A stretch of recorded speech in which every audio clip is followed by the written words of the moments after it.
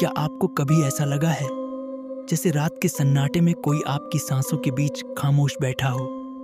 आपके कमरे के कोने में कहीं ना कहीं कोई आपको देख रहा हो। मुझे भी कभी ऐसा ही लगा था, पर जो मेरे साथ हुआ वो शायद सिर्फ डर नहीं था। करीब 3 महीने पहले की बात है। मैं दोस्तों के साथ पार्टी करके अपने घर लौटा था। रात काफ़ी हो चुकी थी, करीब 2:30 बज रहे थे। गली सुनसान थी, बस कभी कभी कुत्तों की भौंक सुनाई दे रही थी। मैं सीधा अपने कमरे में गया, लाइट बंद की और लेट गया। नींद आने लगी थी, लेकिन तभी ऐसा लगा जैसे कोई मेरे कमरे में चल रहा हो। पायल की आवाज़ नहीं थी, पर मन में एहसास हो रहा था जैसे किसी के कदमों की आहट मेरे पलंग के आसपास घूम रही हो।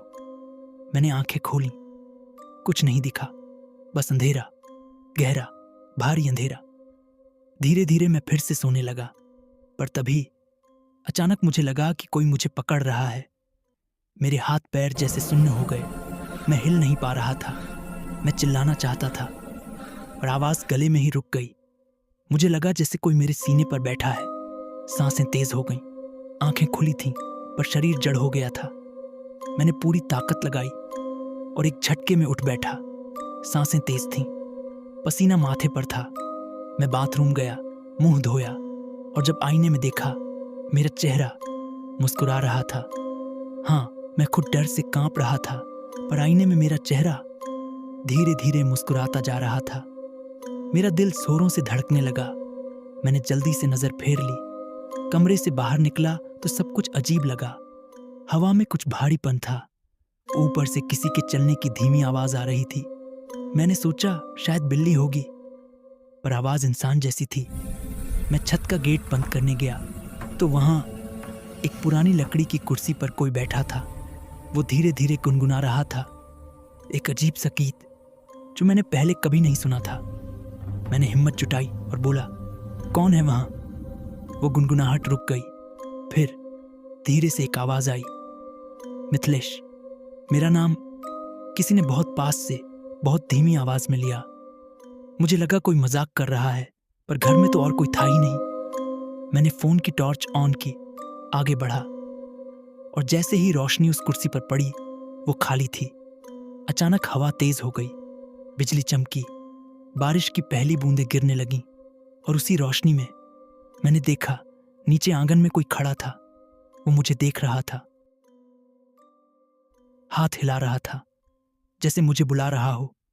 मैं नीचे भागा, गेट खोला, बारिश में भीगते हुए उसके पास गया। वो धीरे धीरे मेरी तरफ बढ़ रहा था। चेहरा धुंध में छिपा था, लेकिन जैसे ही वो पास आया, मैं सन्न रह गया। वो मैं ही था, मेरे जैसे कपड़े, वही चेहरा, बस आंखें खाली थीं और होंठों पर वो वही मुस्कान। मैं पीछे हटा, लेकिन गेट अपने आप बंद हो गया। मैंने जोर से चिल्लाया, कौन हो तुम? वो बस हंस रहा था, एक ठंडी बिना आवाज की हंसी। हवा और तेज हो गई, बारिश दीवारों से टकराने लगी, कुत्तों के भौंकने की आवाजें दूर से आने लगीं। मैं भागा, गिर पड़ा और फिर किसी ने मेरे कंधे को हिलाया। धीरे धीरे किसी ने कहा, उठो उठो बेटा, देर हो रही है। मैंने आंखें खोली। मैं फिर अपने बिस्तर पर था। माँ पापा मुझे उठा रहे थे। सब कुछ वैसे ही था, कमरा, बिस्तर, खिड़की। पर जब मैंने आईने में देखा, वो चेहरा फिर मुस्कुरा रहा था। तो बताइए, क्या ये सब सपना था या फिर कोई और था जो मेरी नींद में अब भी मुझसे मिलने आता है? क्या आप यकीन कर सकते हैं कि कभी कभी नींद सिर्फ आराम नहीं लाती, कभी कभी वो आपको किसी और दुनिया में ले जाती है। क्या आप अगली बार सोने से पहले लाइट बंद करने की हिम्मत रखेंगे?